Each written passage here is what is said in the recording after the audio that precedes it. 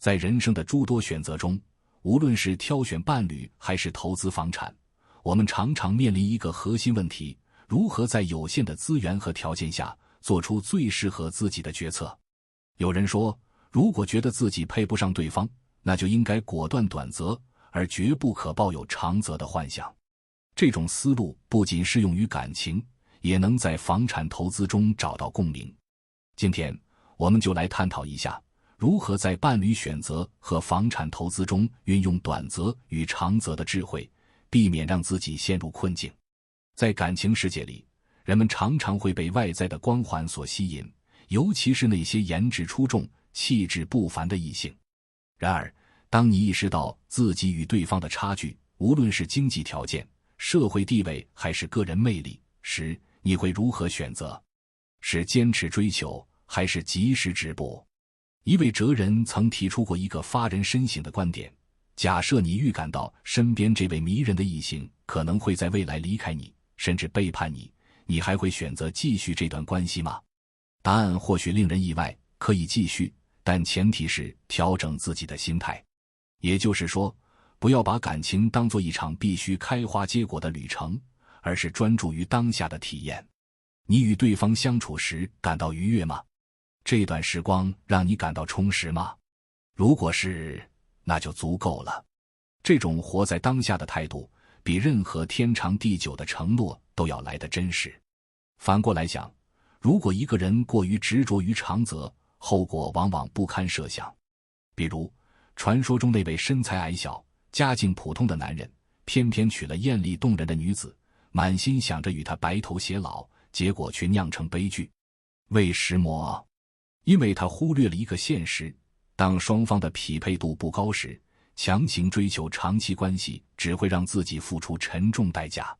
对于条件有限的人来说，如果非要步入婚姻，最明智的策略是避开那些炙手可热的对象，避免与同类陷入无谓的竞争。不然，即便耗尽心力赢得了对方的青睐，最终也可能只是竹篮打水一场空。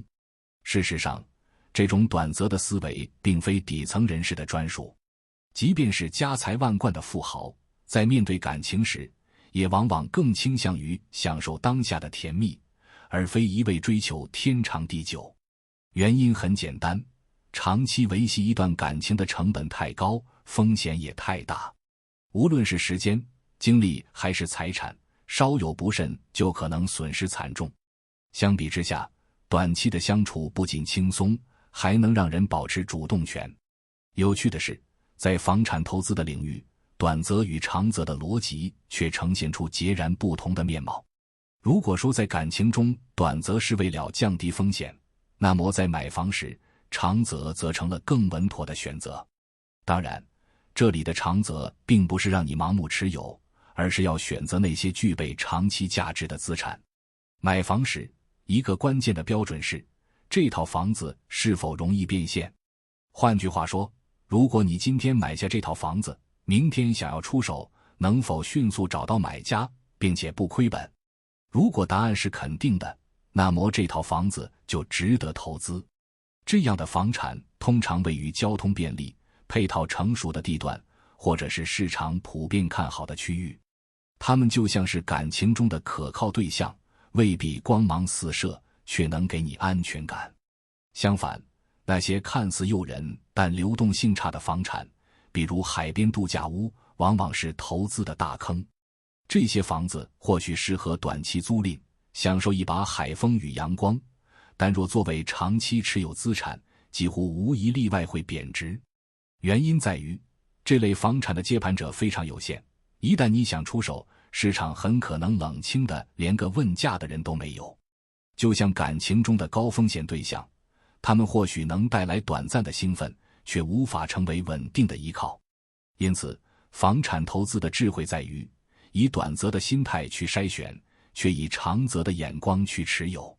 你需要像侦探一样分析市场，找到那些既有短期变现潜力，又有长期升值可能的房子。这样，即使未来计划有变，你也不会因为房子砸在手里而束手无策。无论是感情还是房产，选择的核心都在于平衡风险与收益。在伴侣的选择中，短则是一种务实的态度，它提醒我们认清自己的位置，专注于当下的快乐，而不是被虚幻的未来绑架。而在房产投资中，长则是一种战略眼光，它要求我们跳出短期的诱惑，寻找真正有价值的资产。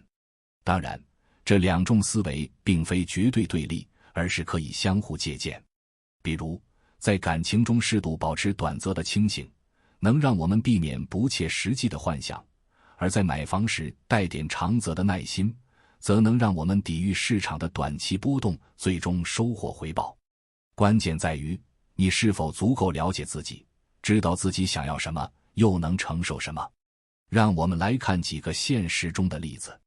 在感情方面，有人曾倾尽所有追求一位众人追捧的美女，最终却发现对方早已心有所属，自己不过是过客。与其耗费心力，不如一开始就选择一个与自己匹配度更高的对象，省下时间去经营更有意义的生活。而在房产投资上，不少人被沿海城市的旅游地产吸引，高价买入后却发现房子无人问津，最终只能低价抛售。与之相对的是那些选择城市核心区老旧社区的投资者，虽然房子不新，却因地段优越而稳步升值。无论面对感情还是房产，盲目的冲动往往是失败的根源。短则也好，长则也罢，归根结底都是为了让自己过得更好，而不是被选择的对象牵着鼻子走。